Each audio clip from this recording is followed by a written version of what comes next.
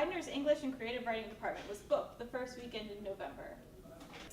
On November 5th and 6th, Widener was home to Fuse, a national conference for undergraduate editors. 19 schools, all the way from UCLA to nearby Susquehanna University, joined in the University Center web room to share in ideas and experiences surrounding their respective literary journals. The theme of this year's conference was aesthetics, and the title was, "Would You Look at That?" Students focused on what makes things aesthetically pleasing both in their literary journals and in the literary community at large. Students hosted a majority of their own panels, however there were some special guests. Lisa Funderburg, a Philadelphia author, came to share some knowledge on the writing life. As an editor, she said, "You are an investigator responsible for figuring out what the writer is trying to say."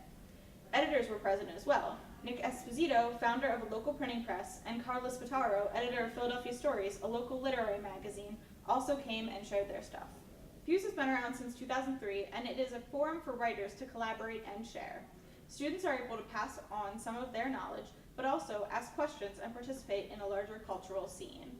We were not aware of the kinds of other literary magazines and journals that really existed, and just the kind of variety of what people are doing across the board kind of really surprised us. But the thing is, despite it being so different, there's still themes that you really end up picking out, and you're like, that is completely different, and they're using this particular idea differently, but this is how I think it might work for us. Editorial positions. It's also a really good way for writers to get to know what other opportunities are out there for them.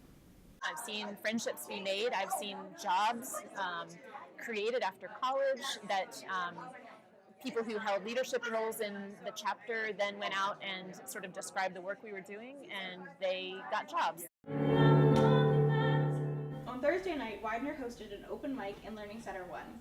Many students attended and read their work in a comfortable and engaging atmosphere. The open mic was just a chance for us to all kind of come together as a bunch of young people sharing our work and just being a community, which is really what Fuse is all about. On Friday, English professors Dr. Robinson and Dr. Graybill performed in their band Smart Parker. The Fuse Conference traditionally hosts a cultural immersion trip before everyone heads back to their respective schools. This year, it was at the Brandywine River Museum on the morning of Saturday, November 7th. Next year's Fuse will be held at Bowling Green State University in Ohio and is sure to be bigger and better yet. Literature is not dead.